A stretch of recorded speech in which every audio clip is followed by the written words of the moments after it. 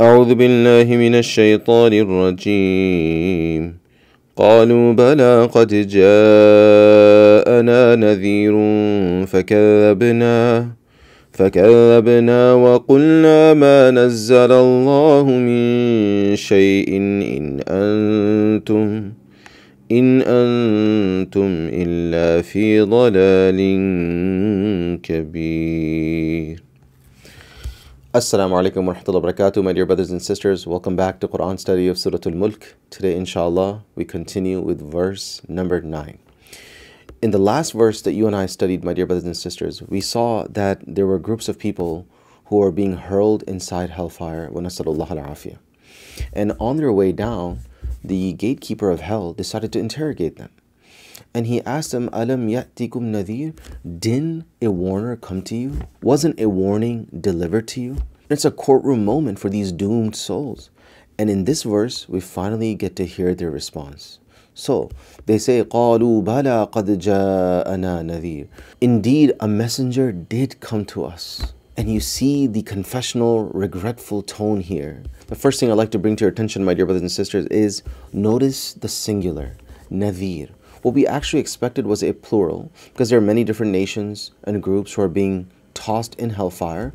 And we know from the Quran that each nation, each demographic receives its own messenger. وَإِن مِّنْ أُمَّةٍ إِلَّا خَلَا فِيهَا نَذِيرٌ وَلِكُلِّ قَوْمٍ هَادٍ. We know that every nation and civilization receives its own messenger. So what we expected the inhabitants of hell is to say, we did receive warners. But Allah subhanahu wa ta'ala uses a singular to subtly suggest the fact that even though these are different messengers across different places and times, but they're all bringing the same one unified message, the same purpose of life, the same beliefs, the same ethics, and of course, the same consequences and warnings related to the Day of Judgment.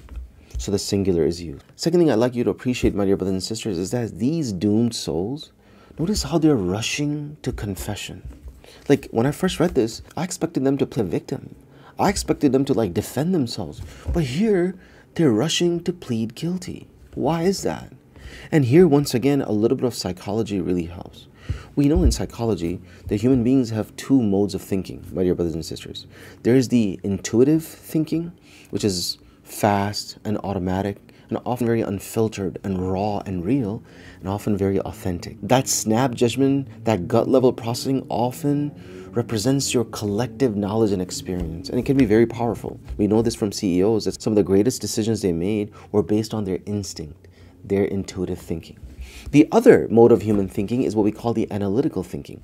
This is a more slow, deliberate, step-by-step, logical, rational process and calculation. And this mode of thinking is often utilized when we are trying to justify our actions, when we are trying to create a defense for why we did what we did. What Daniel Kahneman would call fast versus slow thinking. The slow thinking here is the analytical thinking. Now, you would expect these soon-to-be inhabitants of hell to use that analytical side of their heads and argue that they don't deserve this. Yet they don't. Why? Because they cannot. Because right now, they're in a situation where hellfire is roaring in their faces and snarling and growling. That terror essentially shuts off their analytical thinking. We see their raw and unfiltered self come out, away from all intellectual gymnastics and artificial rational facade. We see who they really are. The mask falls down and they confess. And subhanAllah, this reminds me of the hadith of the Prophet ﷺ, comes in the Musnad of Imam Ahmad, where he says, لا يدخل النار أحد حتى يعلم أن النار هو أولى له من الجنة. No one will enter hellfire until they are convinced that they are more deserving of that hell than they are of Jannah. In other words, they will come to terms with Allah's verdict, and they will know deep down to their bones this is what they deserve because of how they behave. And Allah protect us from that. And my dear brothers and sisters, one last thing on this phrase is that notice they're admitting their sins. Notice they're confessing, which, by the way, in the life of this world is very spiritually beneficial. It's actually the starting point of tawbah, this regret that they're experiencing. Except in their case, it's regret that's too late. We're told in the Quran, وَجِيءَ يَوْمَئِذٍ بِجَهَنَّمَ, the day when hellfire is brought close. يَوْمَئِذٍ يَتَذَكَّرُ الْإِنسَانِ, then the human being will remember. وَأَنَّى لَهُ الذِّكْرَى, but what good is remembrance then? The test of life, لِيَبْلُوَكُمْ أَيُّكُمْ أَحْسَنُ عَمَلًا, the test of life is that we confess now, that we make a U-turn now. And we ask Allah subhanahu wa ta'ala to grant us that tawfiq. Ameen ya Rabbil Alameen. So let us proceed now with their confession. They go on to say, فَكَذَّبْنَا وَقُلْنَا مَا نَزَّلَ اللَّهُ مِن شَيْءٍ. They continue responding to the warden of hell that yes, a warner did come to us, but فَكَذَّبْنَا, but we deemed them as a bunch of liars. وَقُلْنَا مَا نَزَّلَ اللَّهُ مِن شَيْءٍ, and we went as far as to say that God has not revealed a thing. Ibn Ashur rahimahullah, he makes a profound observation. He says min shay represents an absolute denial and negation. In other words, they're not just saying God has not revealed a thing. What they're actually implying is that it's impossible for God to reveal anything. Like, they are slamming the door on the idea of revelation itself is just not a possibility. And Allah subhanahu wa ta'ala addresses this mindset in another place in the Quran where He says, وَمَا قَدَرُ اللَّهَ حَقَّ قَدْرِ. You just don't understand God. You're absolutely clueless about God. You did not give God the estimate that He deserves when you say that He has not revealed anything or He could not reveal anything. God is so invested in your well-being. Why would He abandon you in your moral needs? And this right here allows me to give you a few quick arguments for why it's logically necessary that there had to be a message from the divine and a messenger. My dear brothers and sisters, we live in a time where there are many people who believe in one God. They believe in some energy or force out there, but they don't believe in organized religion. They will tell you that, yeah, I'm a spiritual person, I just don't associate with any organized religion. What they're actually saying is that I believe in God, I just don't believe in any message. Because every organized religion is centered around a messenger. So denial of organized religion is actually the denier of messengership. And so this is exactly what people of hell are arguing as well. That مَا نَزَّلَ اللَّهُ مِن شَيْءٍ, there's no such thing as a divinely revealed religion. So my dear brothers and sisters, when you're talking to these individuals, and also for your own intellectual sanity, here are some arguments for the logical necessity that there had to be a message and a messenger. Number one, very simple argument. I tell these individuals that if you believe in God, then you believe that He is the creator of all things around you. And if that's the case, just look at nature. It's very clear that God took care of your physical needs very meticulously. Just look at the profile of vegetables and fruits and different types of meats and oxygen and photosynthesis and the scenic vibes, and how more natural and organic something is, better it seems to be for your well-being. So God really took care of your physical needs. So why would He abandon you in your moral and spiritual needs? Why abandon us in an area where we're likely to have so much difference of opinion?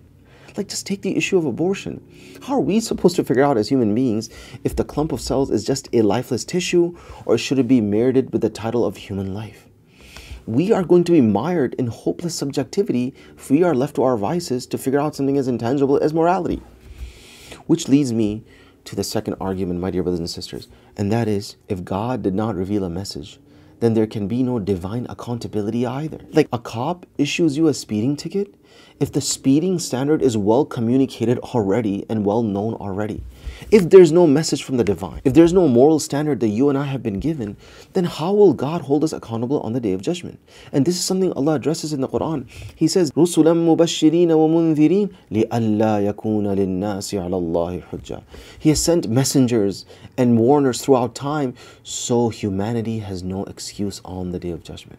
Which leads me to my final argument. And this is a response to a counter that we often get. People say, well, God has given us our brains. We're supposed to figure out morality. Because we can figure it out, because human beings are smart enough, that's why there is no need for a messenger and an organized religion. To that we say, human intellectual history shows that a scholar or a philosopher makes a name for him or herself by contradicting another philosopher. Like, human history is an intellectual sparring match, and one philosopher shouting over another. So you have Karl Marx on one side and John Locke on the polar opposite side when it comes to the right of owning private property. You have Kant on one side and John Stuart Mill on the other side when it comes to the essence of moral duties and values. You have Sartre on one side and you have Aquinas on one side on whether morality is innate or constructed. If we were to leave it to human beings, we're going to have endless ethical theories and moral postulates How are we ever going to have a shared moral framework? On top of that, even if we were to somehow magically come up with a universal moral framework, why would it be binding on a future generation who will want to revise and put their own fingerprints on that moral theory?